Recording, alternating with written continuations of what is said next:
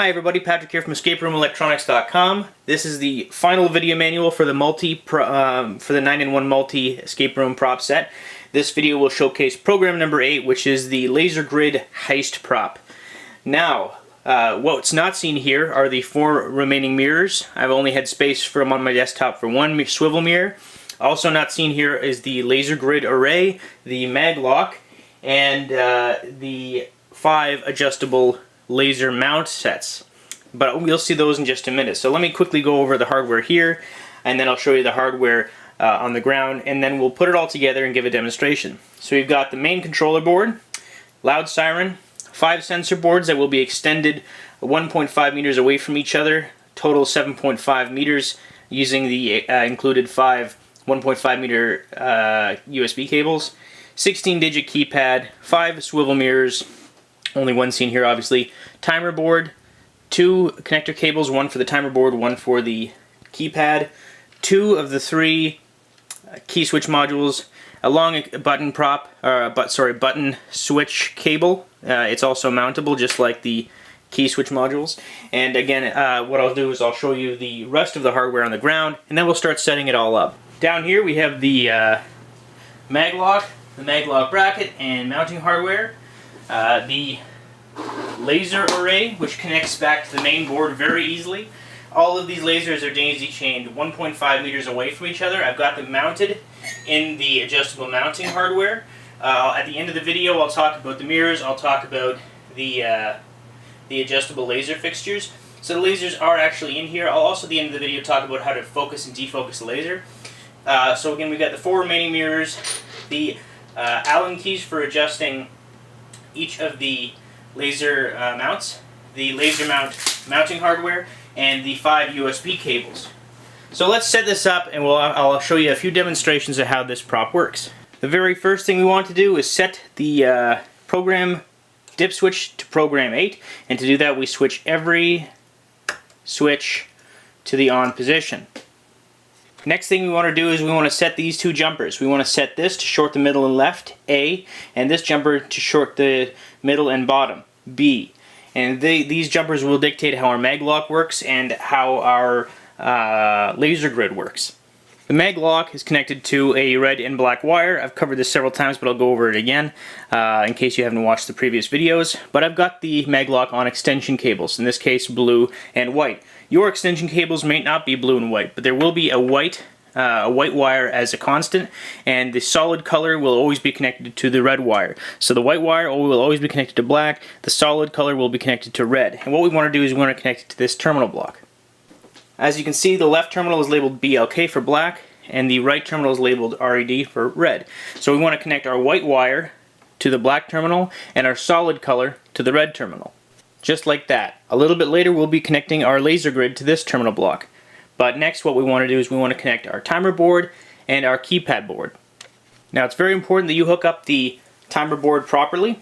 On the timer board, from this perspective, with this header facing the top of the board, we've got labeled on the timer board GND for ground, 5 volts, 0145. You can't see it from here, but they are there. On the program board, on the control board from the left, we've got GD 5 volts 0145. So what we want to do is we want to take our included 6-pin header cable, and your cable might have different colors, but what you want to do is you want to connect GD to ground, and on the other side 5 to 5. So I'm going to line those up and we'll see how it connects. Just like that. I've got black to GD or GND, and I've got green connecting 5. So now all of the numbers are connected to the relative spots between 2 boards. The keypad connect header is an 8-pin header, and we want to take our 8-pin cable and connect either side, doesn't matter, to this 8-pin header. Like that. Now, in this case, I've got the red wire connected to the left and the gray wire connected to the far right. To properly connect our keypad, we want to look at it like this, with 1 on the upper left, D on the lower right, and flip it around so that the header is on the bottom, and we want to line up the left pin to the left, in this case it's red, and the right pin to the right, which is gray. And now our keypad is properly connected. The audio out jack, AUD_out, connects to the included stereo cable.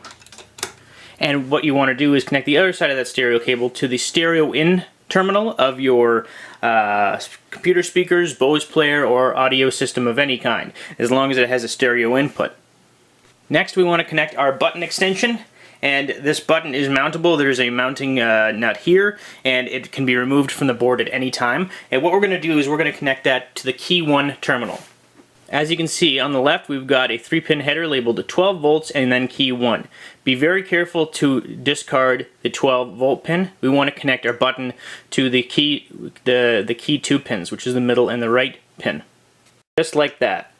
Now we want to take 2 of our included 3 key switch module sets, also mountable and plugging, and you can plug it in and remove them from the board at any time. We want to connect these 2 to the key 2 and key 3 terminals on the main board, just to the right of the key 1 terminal. Just like that. Now the colors of the extension cables might be different than what you see, but there's no polarity. These are essentially acting as key switches and button switches. Next, we have our laser sensor boards. As you can see right now, they are just connected together. We are going to daisy chain them via the 5 USB cables. So this will connect here via USB cable, here to here, here to here, here to here, and here back to this specific USB slot. You don't want to use the middle or the right, you want to use this one. So you'll see how this looks when I offer a demonstration. But these unplug, you want to make absolutely sure that this one is on the end. It has a little bit of glue on the processor. There's only one quick setup step for each of the sensor boards. There is a 3-pin header up here, labeled on the left AC and on the right DC. It might be difficult for you to see it, but as you can see right now, I've got the jumper jumping the middle and the left pins for each of the sensor boards, shorting AC. If you short DC, the middle and right, your HEIST prop will not work. So make sure that you take that step right now for all of your sensor boards. This isn't the greatest view, but as you can see right here, we've got a control box that control all of the lasers, and they connect back to the main board. This will have a fixed set of colors. Orange/red is connected to the red terminal on your on the main board. I'll show you this in just a second. And green is the negative terminal, or BLK. So we're going to connect this to the BLK terminal, and red/orange to the RED terminal. So this is the last step for setup. Aside from mounting everything, you know, we're going to go through several demonstrations. I'm sorry it's taken so long, but the setup is very intricate for this one. So we're going to want to connect the red/orange wire to the RED terminal and the green wire to the BLK terminal. Once you've done this, you're ready to power up in program number 8. Now this may look like a bit of a mess because nothing's mounted, but everything is safely together on the floor and put together. What I've got are my sensor boards and my lasers. Obviously, they are not daisy-chained 1.5 meters apart. I mean, they are, but they're not pulled to the max because my workshop is relatively small. So, all of the lasers, none of the lasers are actually fixated on the sensors except for the last one. And that's just for the sake of the video. Right at the end there, the laser is actually pointed at the sensor. It's very difficult without mounting these to actually line up all the lasers, and there's a really neat trick, and it's actually very important that I'm going to cover in a little bit, that allows for you to calibrate and line up the sensors before you even start the game. But I'll get to that a little bit later. Right now I've got this set up for a 45-minute game. I can have it set up for a 60-minute game or a 30-minute game. And the idea is, when you start the game, you either press B on the transmitter or you press the red button, and that will activate the laser grid. And the lasers will obviously be pointed at the sensors. The sensors are looking for a change in light. They're not looking for bright light or dark light. They're looking for a change in light. So when the laser's pointed at it and you break that, even for an instant, it triggers the unit to turn off. The audio will talk to you for a bit, and the end goal is for you to enter in the correct combination before the end of the game, before time runs out. So the correct combination by default is star number 11. As with the other props in this set, and I can customize that default code for you if you'd like. Alternately, you can reprogram it on a per game basis. That said, let's give a demonstration. So first things first, I'm going to power it up. I've changed it to a 60-minute game. I'll show you how to change that also in a few minutes.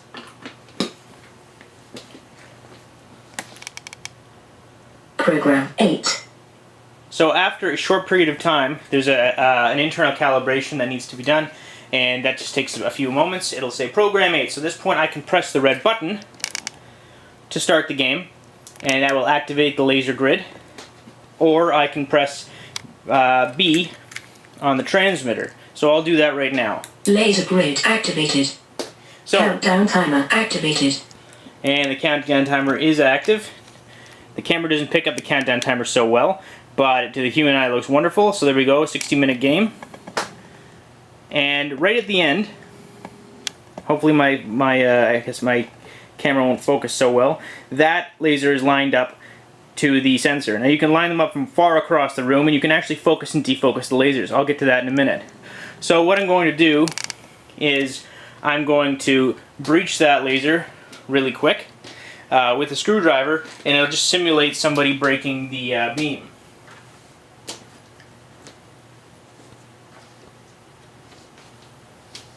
Intruder detected. Laser grid deactivated. Press the red button to rearm the system. At this point, the people have to go back and press the red button to rearm the system. And during this state, you can't enter in a correct or an incorrect combination because the device is not looking at the keypad anymore. It's waiting for you to rearm the system. Now, so I'll reset the system. I'll press the red button. The timer is still counting down as it should. Laser grid activated.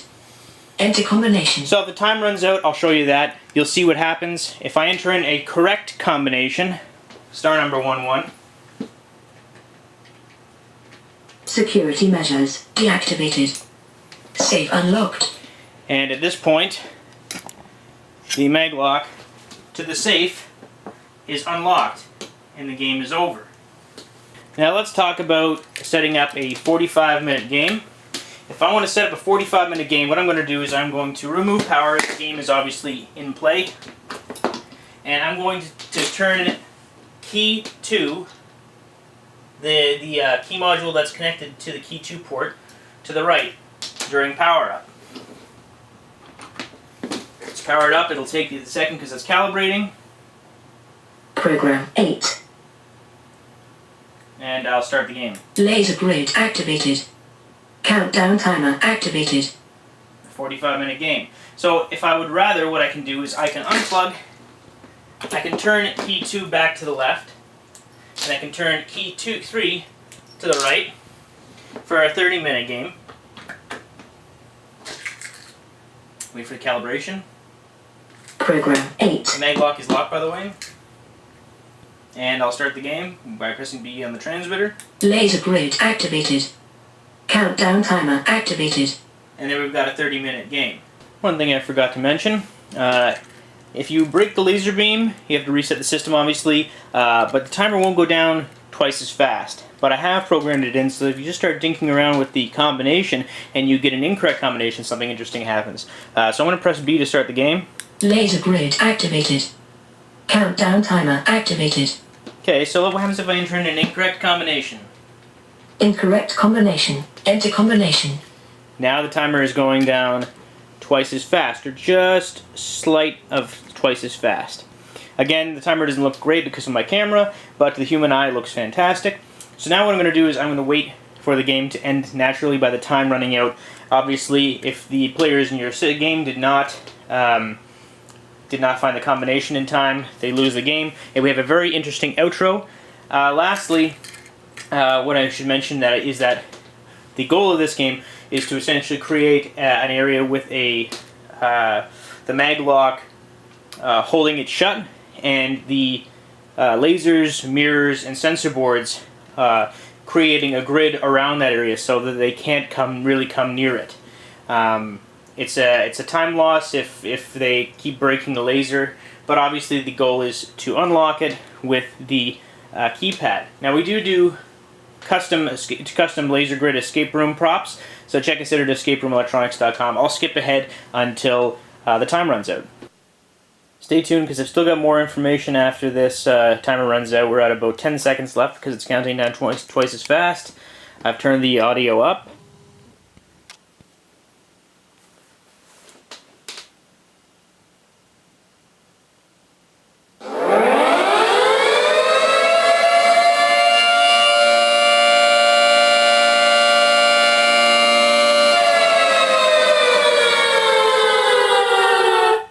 Security alert. All doors sealed. The police are on their way. Game over. You lose. Thank you for playing. So that's that. So, again, in order to start a 30-minute game, turn key 2 to the right during power up and just leave it there. If you can keep resetting it, and it will continue to have 30-minute games. For 45-minute games, turn key 3 to the right during power up and just leave it there. That's 45-minute games, turn key 2 and key 3 to the left position for a 60-minute game. And yeah, so I can make some tweaks to this if you'd like, if you purchase this set.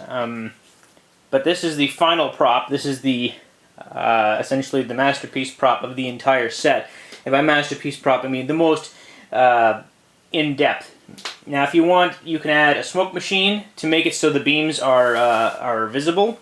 A mist machine, smoke machine, you name it. And everything is fully mountable. The sensor boards are mountable. The mirrors are mountable. Everything is mountable. And what I'll do now is I'll show you how to set up your props so that you can calibrate the lasers, set the lasers, and aim them at the sensors during power up without even starting the game. This jumper right here for the game needs to be set to B. And we set that to B during the setup procedure. However, if after everything is mounted, what you'd like to do, and you're going to actually need to do this, power off and set that to A. Once I set it to A, what I can do is plug in power, and the lasers will be turned on. Program 8. I don't have to start the game yet, but the lasers are on. So the idea is you mount your laser mounts, your mirrors, everything, and then you set that jumper to short the A pins, the middle and A pin, and then you can line up your lasers, calibrate your swivel mirrors, everything. And once you've done everything to your expectation, you can set the jumper back to B, and the game is ready to go. Now, let's quickly talk about the swivel mirrors and the lasers and laser mounts. The lasers are actually, they will come not connected to the laser mount. You simply loosen these two screws and place the laser in, and you can tighten everything. You tighten these two with the Phillips head screwdriver. You can adjust the laser mount as you see fit and tighten once you have it set the way you'd like it using the included Allen keys. And the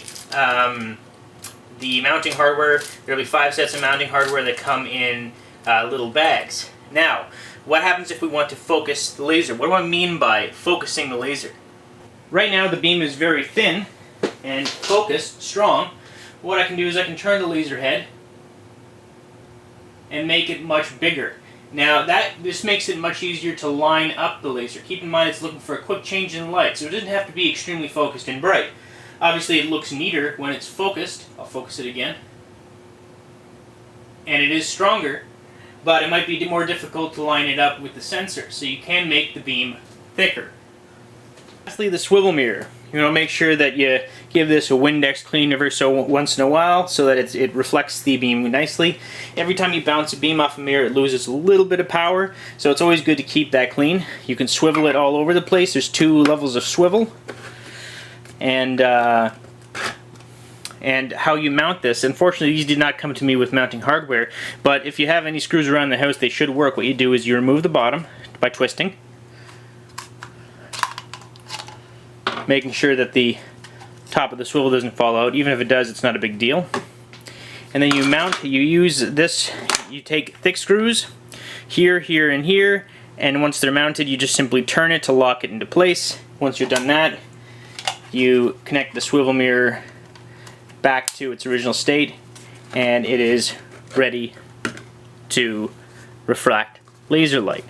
So that is program number 8 in total. I'll be making only one last video, and that has nothing to do with any prop version. What it's going to do is it's going to serve as just showing off all of the hardware that comes with this entire set, and when I'm done it will be linked below just so you can see the vast amount of hardware that comes with this set.